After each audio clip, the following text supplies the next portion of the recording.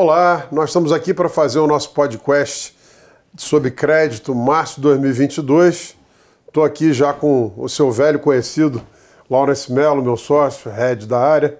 Laurence, mês complicado, tenho falado isso na abertura de todos os podcasts, que a gente já estava com o ambiente aqui de inflação pressionando, final do ciclo de juros do Brasil, que também é ruim, mas hoje, relativamente ao resto do mundo, parece ser uma coisa boa. Nós saímos muito na frente. Revisões de inflação ainda de curto prazo mais altas do que o mercado esperava. Perspectiva de crescimento baixo. E ainda agora com a eclosão do conflito Rússia e Ucrânia tumultuando um pouco mais o ambiente. Mesmo assim, todos os nossos fundos de crédito performando muito bem, batendo o benchmark e entregando aquela tese de que o que a gente tem na carteira são coisas só de alta qualidade. O que você pode contar aí um pouco para a gente? Bom dia, Walter. Olá, pessoal. Falta um pouco disso mesmo, assim, realmente é só destrinchar um pouco do que você já citou. Na verdade, a gente virou o ano com a postura mais conservadora, tá? Aproveitando um pouco do recesso e das férias de fim de ano, que sabia que ia ter menos notícia no Brasil, mas com uma visão até um pouco negativa, olhando para frente, achando que o processo eleitoral também fosse ser um pouco mais tumultuado e fosse fazer um pouco mais de preço do que realmente está fazendo hoje em dia. Então a gente foi aumentando caixa no fundo e botando uma postura mais defensiva em todos os fundos no que trata do portfólio Brasil onshore, né? Então quando veio ali um pouco aquela virada de fevereiro para março, que você tem a guerra saindo, mexendo nas commodities, mexendo um pouco na perspectiva de inflação, junto com sinalização mais dura de juros americanos, a gente achou até que entrou bem encaixado e bem tranquilo. Só que para o mercado brasileiro onshore, ele meio que passou ao largo disso, ignorou, continuou comprando os ativos, né? Então, assim, o mercado de risco dá uma piorada, mas o mercado de crédito continua recebendo dinheiro e comprando fundamentos de crédito, como a gente tem falado das empresas bem. Então, foi um mercado que realmente foi muito tranquilo e com um arrefecimento daquelas tensões iniciais, ele continuou na mesma toada. Então, assim, performamos bem, poderíamos até ter performado um pouco melhor, mas adotamos uma postura conservadora. Eu acho que isso não abala em nada quando a gente olha para frente. Estamos voltando a alocar um pouquinho, mas ainda também com uma visão bem freia e acelera, né? Aquele piloto de kart que faz os dois ao mesmo tempo, mas sendo competitivo em relação até os nossos competidores, né? Os nossos fundos concorrentes, para você manter uma segurança, mas também não ficar muito atrás na performance. Dá para fazer isso com bastante segurança e é um pouco da tese que a gente tem adotado, né? O nosso cliente não percebe, porque vê a performance muito boa. Mas eu sei que você tem uma frustração aí escondida em relação ao Supra, porque você sabe, você sempre prega isso para mim, que o produto pode dar muito mais. Evidentemente, desde a abertura dele há menos de 2 anos atrás, ele deu CDI mais 10. Então, assim, ele está entregando um resultado fabuloso. Mas eu sei que você tem expectativas, especialmente aí no curto prazo, desde o início de um ano, de um resultado bem melhor. O que conspirou contra? Quer dizer, o fundo foi bem, o cliente olha e acha que foi bem, mas eu sei que você quer que ele esteja indo muito melhor. O que está faltando? E é raro a gente fazer esse tipo de... abrir o kimono assim com os parceiros e distribuidores, mas para vocês entenderem melhor o potencial do fundo, que o Laurence acha que realmente pode ser um produto que se diferencia da indústria toda, né, de crédito privado no Brasil. Esse fundo, é verdade, Walter, assim, esse fundo a gente tem 3 principais drivers, né? Uma carteira Brasil, essa performou muito bem, a gente rodou, foi um pouquinho mais conservador em janeiro, fevereiro, que você diminui a velocidade de ganho, mas continua ganhando. Essa foi tudo ok. A gente tinha uma carteira de high yield. Quando você coloca nesse contexto de o Brasil pode dar uma pioradinha, a gente deixou ela dissolver um pouquinho no fundo, conforme o fundo foi captando. Então ela curou menos, achando que fosse comprar a preços melhores. Realmente teve uma melhora na precificação e a gente está voltando a realocar. e tem a estratégia offshore.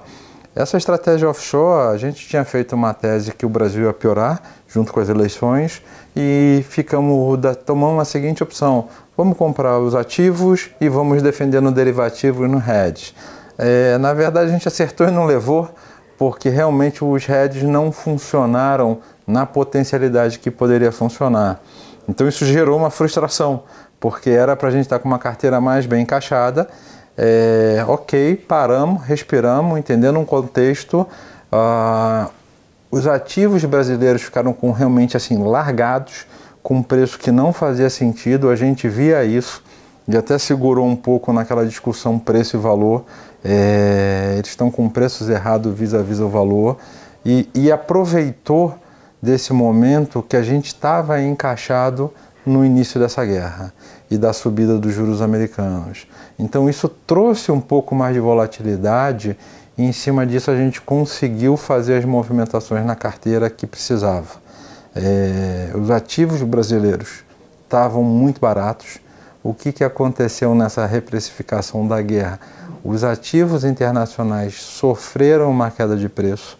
Nessa queda de preço teve um equilíbrio entre o preço dos ativos e brasileiro. Então é curioso, né? Não foi o brasileiro que melhorou, foi o internacional que piorou.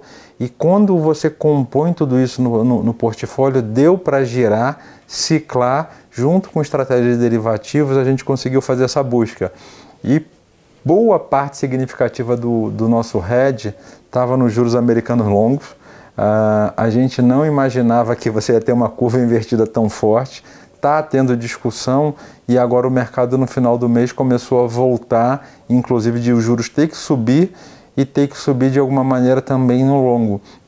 Então quando você pega o final de março e abril, você vê uma mudança nesse resultado, melhorando muito o perfil do Supra e mostrando para o pessoal, tem volatilidade, mas tem uma volatilidade descorrelacionada com os outros produtos e que dá para você gerar um alfa de acordo com o mandato do fundo. Então assim, finalmente está acontecendo, vai acontecer. Esse desencaixe que teve no mundo trouxe volatilidade e traz oportunidade também, uma vez que a gente nunca trabalhou com o orçamento de risco do fundo no máximo, pelo contrário, a gente vem trabalhando na metade do tanque. Então em momentos igual a esse você consegue entrar e aumentar o risco do fundo colocando o alfa aí dentro da maneira que a gente gostaria. Capturando mais prêmio, né? Foi, isso assim, aconteceu na última quinzena de março, iníciozinho de abril. Eu estava até comentando agora há pouco, fazendo o vídeo da parte macro com Kitahara, e é interessante, não é que o Brasil ficou melhor, mas o mundo inteiro está tendo que fazer um catch-up que a gente fez antes, e nos Estados Unidos cada vez fica mais claro essa necessidade do Fed de combater uma inflação que é a mais alta dos últimos 40 anos, né? Sim. Eu acho que essa hoje é a sua grande aposta, né? E o que aconteceu isso? Você colocou os ativos brasileiros que estavam baratos no centro de atenção, de uma maneira que você conseguiu até fazer um long em short, né? Porque aquilo que você já estava long em Brasil, e você sabia que estava num preço que não fazia mais sentido cair nesse início da guerra e mesmo no desencaixe do mundo, eles chegaram num nível que aqui deu, e aí você entra com mais convicção no short no resto dos ativos americanos e do mundo.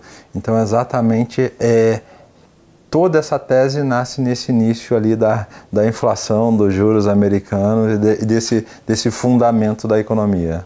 Bom, lembrando a vocês que a gente conseguiu mostrar bastante bem esse caso aí para a nossa base de parceiros e distribuidores. Tivemos aí uma captação importante em março, tanto para o Altro quanto para o Supra. Supra vem tendo um crescimento de patrimônio expressivo. Prestem atenção nesse produto.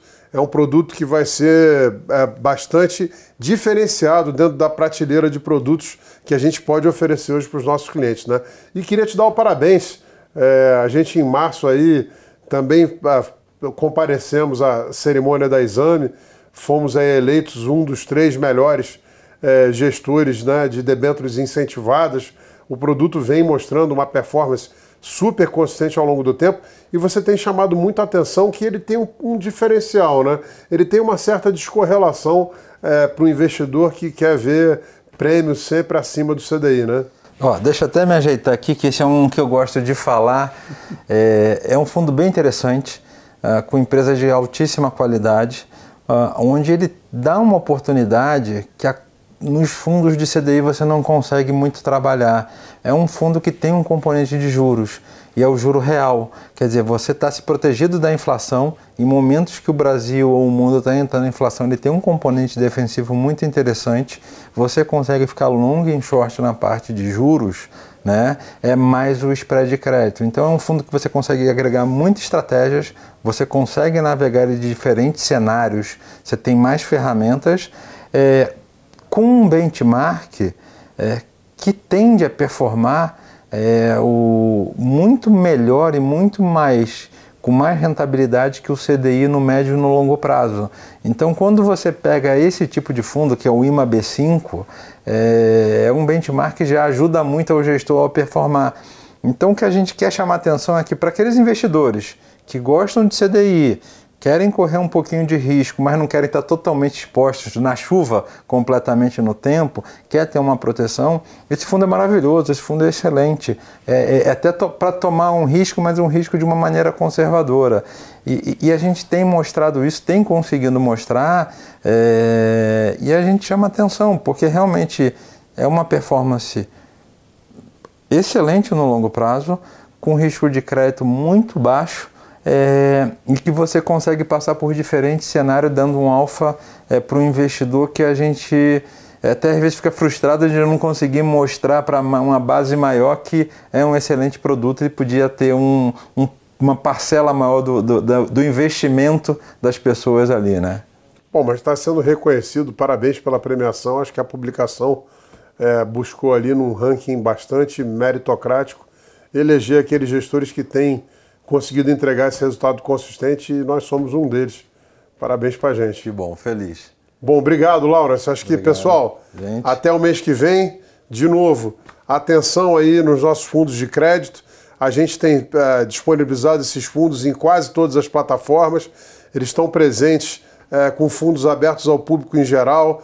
Eles estão presentes tanto o LUT, quanto o Altro, quanto debêntures incentivadas, com fundos exclusivos na plataforma da XP.